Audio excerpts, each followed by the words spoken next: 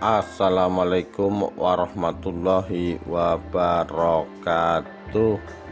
Rahayu Rahayu Sagung Dumadi. Kisah pilu dibalik kedikdayaan Pangeran Purbaya yang menggetarkan tlatah Nusantara. Di tengah area pesawahan dekat Bandara Adi Sucipto Jogja terdapat sebuah masjid milik Keraton Jogja. Namun masjid tersebut tidak hanya berperan sebagai tempat ibadah. Di dalam kompleks masjid tersebut terdapat sebuah makam yang sangat dikeramatkan masyarakat sekitar dan para pilot. Keramatnya makam ini bukan main-main. Konon apapun yang melintas di atas makam tersebut akan takluk dan menghujam bumi, dari sekedar burung, kelelawar sampai pesawat. Meskipun dekat dengan bandara dan pangkalan militer, tidak ada satupun pesawat yang berani melintas di atas makam tersebut. Lalu siapakah yang bersemayam di makam tersebut? Makam tersebut adalah makam Pangeran Purbaya. Beliau adalah anak pertama yang tidak diakui oleh Panembahan Senopati. Dan setiap artikel tentang Panembahan Senopati, saya selalu menulis tentang kisah berdarah beliau. Kali ini kisah yang terjadi tidak hanya berdarah, namun juga penuh haru dan laku prihatin. Laku prihatin seorang ibu demi memuliakan putra tunggalnya. Dan kisah ini lagi-lagi ditemukan dalam Babat Tanah Jawi. Namun sumber kisah kali ini juga berasal dari cerita yang berkembang di masyarakat Jogja. Seperti biasa, kisah-kisah kerajaan Mataram selalu simpang siur, tidak terkecuali kisah Pangeran Purbaya. Sebelum bicara tentang Pangeran Purbaya, mari kita mengenang sumber dari perjalanan Kasultanan Mataram. Kisah tentang dua orang sahabat, Ki Ageng Giring dan Ki Ageng Pemanahan. Dalam Babat Tanah Jawi dikisahkan, Ki Ageng Giring mendapat wahyu berupa degan atau kelapa muda.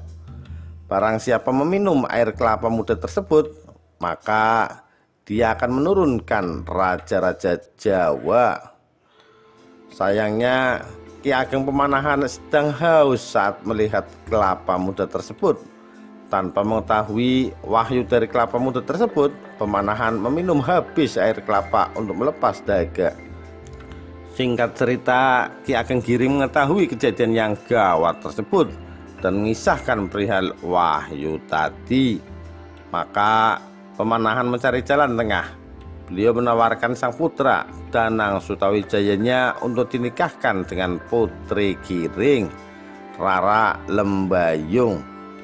Pernikahan ini akan mengikat persahabatan keduanya, sekaligus membangun kekuatan politik. Namun, apakah para mempelai menerima pernikahan ini? Perjodohan ini tidak menyenangkan hati Danang Sutawijaya. Dalam Babat Tanah Jawi, Sutawijaya memandang istri barunya buruk rupa. Sedangkan menurut kisah lain, Sutawijaya malu memiliki istri yang lebih tua. Yang pasti Sutawijaya memilih untuk meninggalkan sang istri yang sedang mengandung. Anak pasangan yang tidak harmonis ini diberi nama Jaka Umbaran. Umbaran memiliki arti terlantar. Nama ini menunjukkan bahwa anak tersebut ditelantarkan oleh sang bapak yang entah pergi kemana. Jaka Umbaran menjalani kehidupan masa kecil hingga remaja bersama Rara Lembayung yang kini bergelar Kanjeng Ratu Giring. Sang bapak ternyata sibuk menggenggam cita-cita menjadi Raja Jawa. Dari menumpas Arya Penangsang sampai mengalahkan bapak angkatnya, kini Danang Sutawijaya telah bertahta sebagai Raja Mataram. Gelar beliau adalah Panembahan Senopati. Beliau juga menikah kembali dengan 3 istri dan memiliki 14 anak. Pada masa itu Joko Umbaran tidak pernah disebut namanya. Joko Umbaran yang beranjak dewasa mulai mempertanyakan siapa bapak kandungnya. Ada 2 versi mengenai peristiwa ini. Yang pertama, Kanjeng Ratu Giring tak sampai hati pada sang putra dan memberitahu siapa bapak kandungnya. Versi lain menyatakan Kanjeng Ratu Giring memberi teka-teki, ayahmu adalah pemilik alun-alun di sebuah kerajaan. Setelah perjalanan panjang, sampailah Caka Umbaran ke Keraton Kota Gede. Dengan sedikit usaha membuat onar sampai ditangkap prajurit keraton, Caka Umbaran dapat bertemu dengan Panembahan Senopati. Namun, untuk diakui sebagai anak, Panembahan Senopati mengajukan teka-teki lain. Sepertinya leluhur kita memang enggan bicara langsung apa adanya. Aku memiliki sebuah keris, tapi telanjang tanpa warangka. Tanyakan pada ibumu, di manakah warangka keris ini berada. Teka-teki ini memaksa Caka Umbaran untuk kembali ke kediaman ibunya.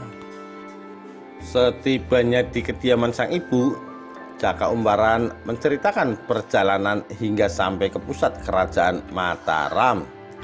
Beliau juga menyampaikan teka-teki dari sang ayah. Sang ibu ternyata mengetahui jawaban pertanyaan tersebut. Jawabannya adalah menutup rasa malu Panembahan Senopati pada Kanjeng Ratu Giring yang tidak layak menjadi istri seorang raja. Kanjeng Ratu Giring berucap, "Kanggo kemuliaanmu lek, demi kemuliaanmu nak." Kanjeng Ratu Giring merangsek maju ke arah sang putra. Keris yang masih terhunus itu tepat menghadap dadanya. Dengan sekali dorongan tubuh, keris tersebut menusuk dada sang istri pertama Panembahan Senopati. Ternyata jawaban teka-teki itu adalah Kanjeng Ratu Giring harus menjadi sarung keris tersebut. Kematian Kanjeng Ratu Giring adalah yang diminta Panembahan Senopati. Caka Umbaran kembali kepada sang ayah. Beliau sampaikan tragedi yang harus terjadi demi pengakuan sebagai anak kandung Panembahan Senopati. Karena teka-teki telah terjawab, maka Caka Umbaran diakui sebagai anak dengan gelar Pangeran Purbaya. Menurut Bebet Tanah Jawi, kesaktian Pangeran Purbaya sejajar dengan Raden Ronggo, salah satu putra Panembahan Senopati yang mati muda. Meskipun Pangeran Purbaya adalah anak tertua, namun tidak mendapat posisi putra mahkota.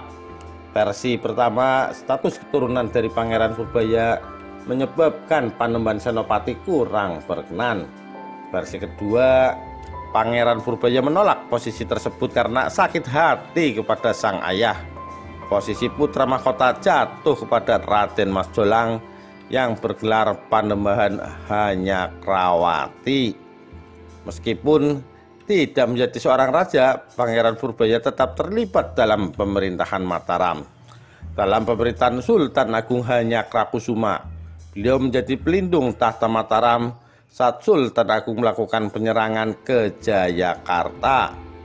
Pangeran Purbaya juga hampir terbunuh di tangan Amangkurat I. Pangeran Purbaya gugur pada Oktober 1676 saat ikut menghadapi pemberontakan Trunojoyo.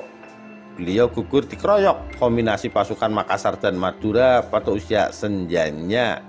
Jenazah beliau dimakamkan di komplek makam keluarga raja di Wotgaleh, kini di daerah Berbah, Sleman, menyisakan kedikdayaan serta kisah pilu seorang anak yang tak dianggap. Demikian, terima kasih.